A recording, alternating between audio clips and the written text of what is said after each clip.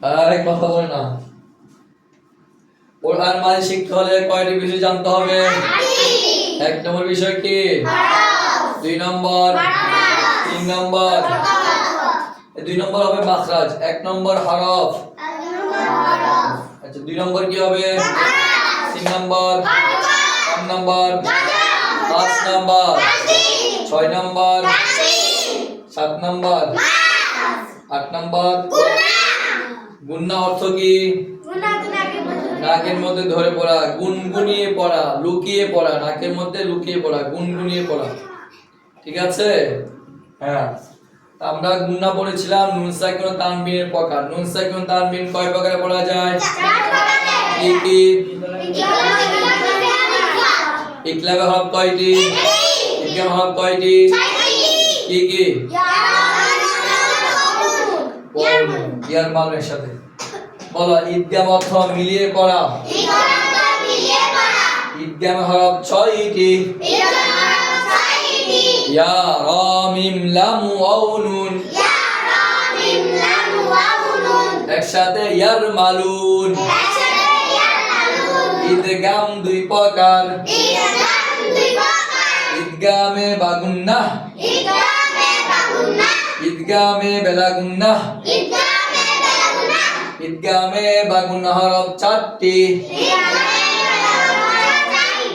ইয়া মিম wow নুন। একসাথে ইয়ামুন। ঈদগামে বেলা গুন্নাহ হরফ দুইটি। রা লাম। ঈদগামে বা গুন্নাহর পরিচয়। নুন সাকিন বা তানবিনের বামে। ঈদগামে বা গুন্নাহর কোন হরফ আসিলে ওই হরফকে তাসদীদ দিয়ে গুন্নাহর সহিত মিলিয়ে পড়িতে হয়। যেমন মাইয়াকুলু মিন মিসলিহি খায়রুন ওয়া আবকা। এখানে দেখো নুন সাকিন পরে কি আসছে? ইয়া। কি আসছে এখানে? ইয়া কি দেওয়া হয়েছে? তাসদীদ। নুন সাকিন অথবা তানবিন, দুই জবর দুই যে দুই পেশকে তানবিন বলা হয়।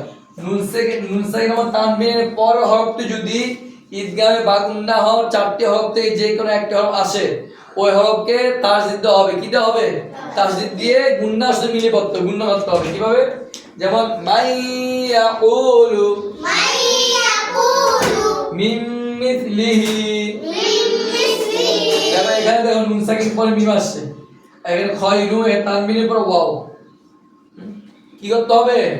গুন্না করে পড়তে হবে। কোরআন মাজিদে অসংখ্য জায়গায় আসবে। তো তোমরা নুন সাকিন বা তানবিনের পর যদি এই চারটি হরফ ইয়া মিম ওয়াও নুন আসে, তখন কি করতে হবে? গুন্নাহ সহিত মিলিয়ে পড়তে হবে। তো আমরা কি শিখলাম?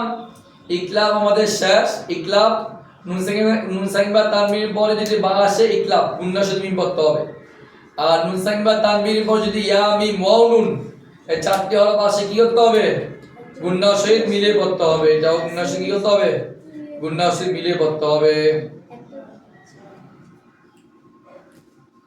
তো আমাদের কি শেষ হলো?